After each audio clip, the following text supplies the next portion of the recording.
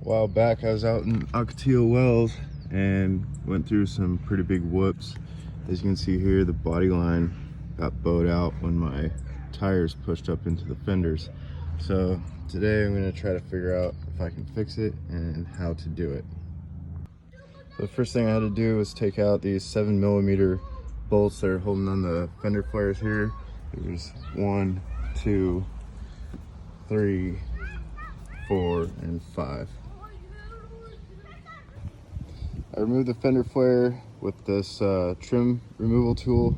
You just gotta squeeze it underneath the fender flare and use some pressure, pop these tabs out right here. They come out of these holes. And then to take it all the way off, this little light that's in the fender flare has a connector right here. You probably don't have to take it out for what I'm doing. So I'm probably just gonna leave it in and let it hang right here while I start taking out the fender liner. So in typical fashion, these American cars, they go from millimeters on one bolt to, fractions on the others. I don't know the proper term for it, but this right here is gonna be a 7/32 bolt. So you got 1, 2, 3, 4, 5 of those to take off, and this is going to start dropping down, this being the fender liner. Up in here you're going to have this piece right here. It's a plastic little tab, holds up the fender liner. As you can see, this one on this side was completely sheared off when my truck bottomed out, so I don't have to take that one out anymore. But you do have to take both those out if you're going to take out your fender liner. So the fender is held on by this 10mm bolt here, so you will have to disconnect the wire to the fender light right there in order to get the whole fender out.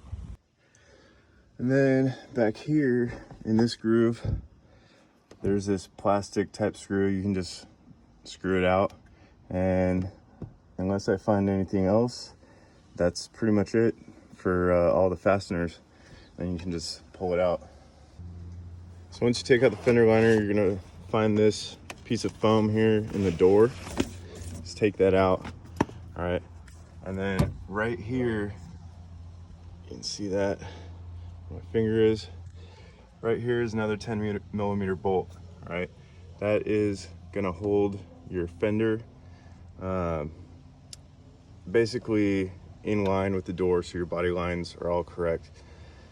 If you have a bent out fender like this, you're gonna loosen this and it should release the tension which you screwed up when you bottomed out, and then you should be able to line up the body again by loosening this up and then push it in place and tighten it back.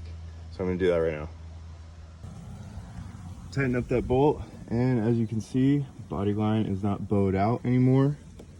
It's probably not perfect or like factory, but it looks way better and more normal than what it was. So now all I have to do is put all that stuff back on, and we're back to new, almost.